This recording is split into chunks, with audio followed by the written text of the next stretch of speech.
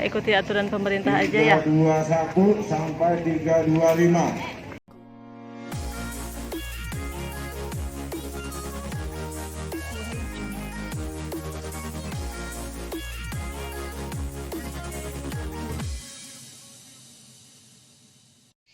Assalamualaikum warahmatullahi wabarakatuh. Jadi kali ini saya akan berbagi cerita mengenai keputusan saya untuk mengambil atau mengikuti vaksinasi ya. Memang betul sebelumnya itu banyak beredar yang sudah terkena yang sudah divaksin itu banyak, atau ada beberapa yang langsung demam dan dinyatakan positif.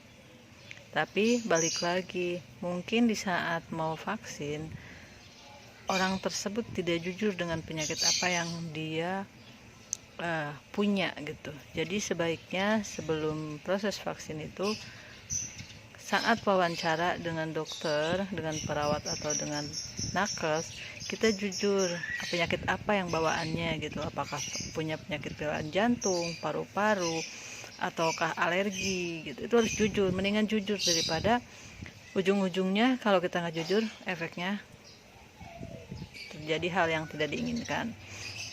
Jadi saya juga ambil keputusan untuk ambil karena apa? Karena nantinya dapat isu-isu ke depannya, memang kita diwajibkan untuk apa-apa atau melintasi beberapa kabupaten atau daerah itu harus membawa surat bukti vaksinasi ya. Dan itu masuk akal karena di beberapa negara di luar ya, itu kenapa mereka sekarang tidak pakai masker, tidak menjaga jarak atau segala macamnya. Jadi mereka bukan fokus ke COVID-nya, bukan fokus ke COVID-nya ya, atau dengan pandeminya, tapi fokus bagaimana cara masyarakat bisa berjalan normal. Salah satu syaratnya yaitu semua warganya divaksinasi, itu wajib. Selain itu memang kita juga nggak tahu kan ya, yang terbaik aja buat kita kehidupan selanjutnya ya. Yang terpenting sebelum vaksinasi itu kita tidak boleh kurang tidur, tidak boleh minum alkohol. Itu ya. Sebelum vaksinasi itu harus menjaga tubuh kita baik ya, karena kita akan dimasukkan semacam bakteri ya untuk obat vaksinnya. Dan setelahnya pun kita setelah vaksinasi kita dianjurkan tidak untuk bekerja berat-berat terlebih dahulu ya. Persiapannya sebelum hari H untuk disuntiknya itu kita diwajibkan untuk sarapan dulu ya, itu sih. Dan olahraga kecil aja gitu ya. Oke, semangat semua warga negara Indonesia, rakyat masyarakat Indonesia. Ayo kita vaksin yuk, demi masa depan kita, mencegah hal-hal yang tidak diinginkan. Oke, yuk simak video saya berikutnya. Oke. Halo, selamat siang. Saya mau ikutan vaksin ini. 276, 277, Nih, 278, vaksin dulu ya. Oh, di swab dulu. 275, 276, 277, 278, Nih, 279. lokasinya nih. Berapa? 280. 280 siap-siap Pak. Ntar kalau ada yang kosong langsung gas. 281 siap-siap. 281, 282. 281 Bu, siap-siap Bu. 282. Anjir. Saya nomor 489. Buset, jauh amat. Jadi dah 282 nih. Screennya nih. Apa tuh ngobrol?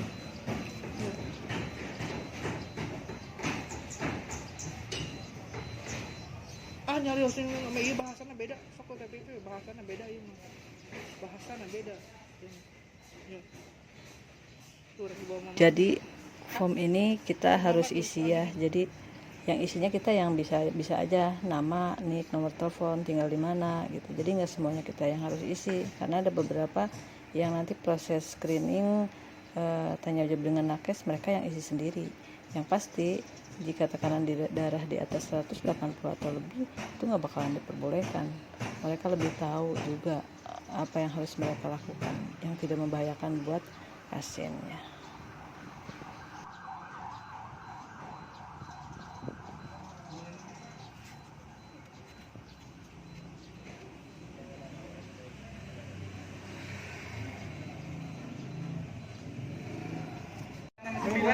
Jadi nanti kita akan dipanggil satu-satu sesuai nomor urutan.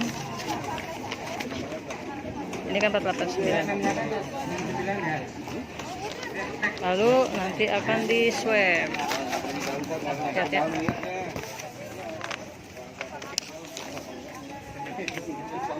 Tuh. 470 471 siap-siap di depan.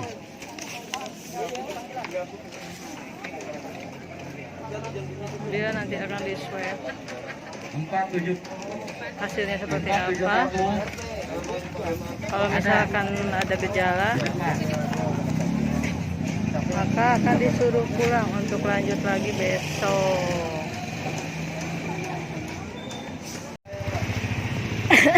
Ini hari kedua saya mau proses vaksinasi.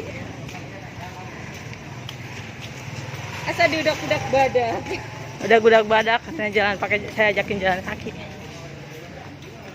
Mudah-mudahan nggak kenapa-napa ya. Amin lah. Capek teteh.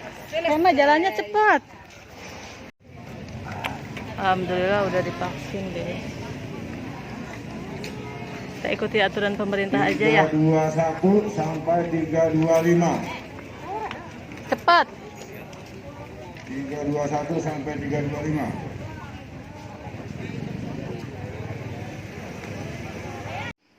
Ini saya sudah sampai rumah ya guys, dan karena merasa lemas dan takut terjadi apa-apa, jadi saya buka ya ke website ya 5 hal yang harus dilakukan setelah vaksin COVID apa saja ya.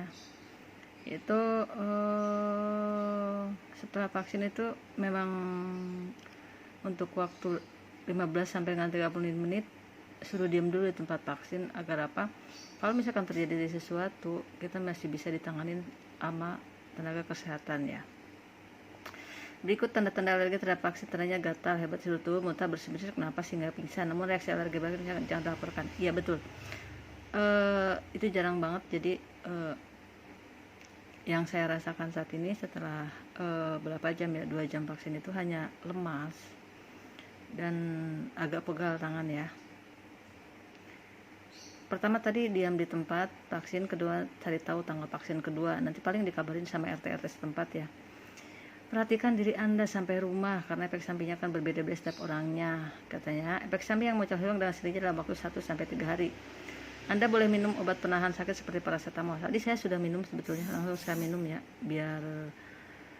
biar menjaga aja. Jadi tadi saya langsung minum paracetamol ya. Minum air yang banyak, istirahat yang cukup. Ya karena bawaannya lemes ya, pengen tidur ya. Rawat lengan yang disuntik, betul. Rawat lengan yang disuntik itu karena kita ada pegal ya, pegal seperti itu.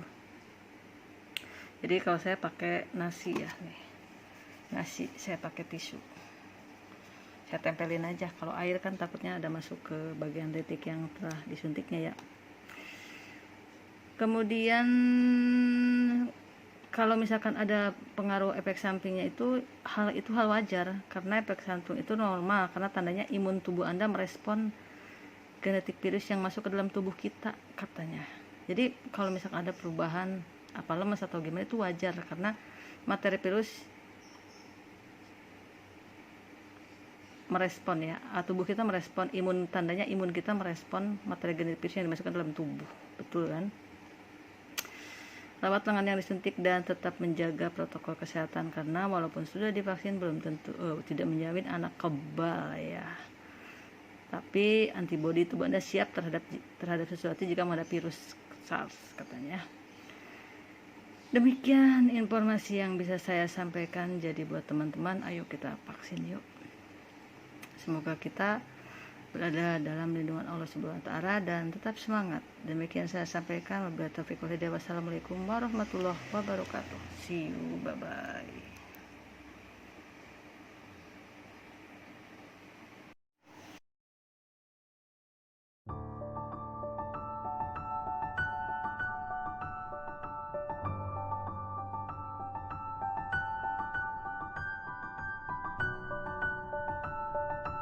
Pandemi COVID-19 di dunia juga berjangkit ke Indonesia. Ini adalah cobaan yang besar sekali bagi kita semua. Sebagai umat Islam dan umat beragama harus menerima ini sebagai cobaan dari Allah Subhanahu wa taala. Tapi kita harus juga percaya bahwa apapun wabah ataupun penyakit pasti ada obatnya, pasti ada jalan keluarnya. Dan saat ini ada harapan besar dengan vaksinasi.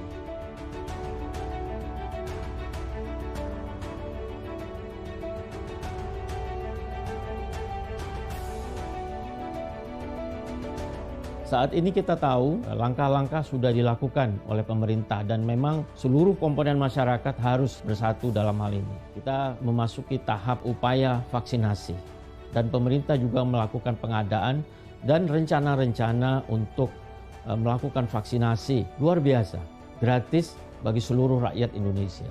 Ini sesuatu yang patut kita syukuri.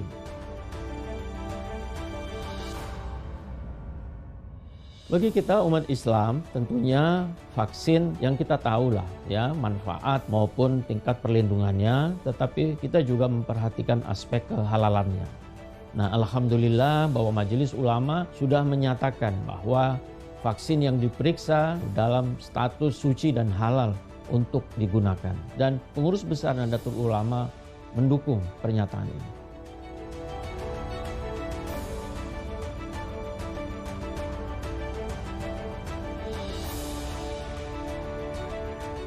Saat ini saya kira kita semua harus bersyukur ya bahwa kita salah satu negara yang akan segera melakukan proses vaksinasi massal ini.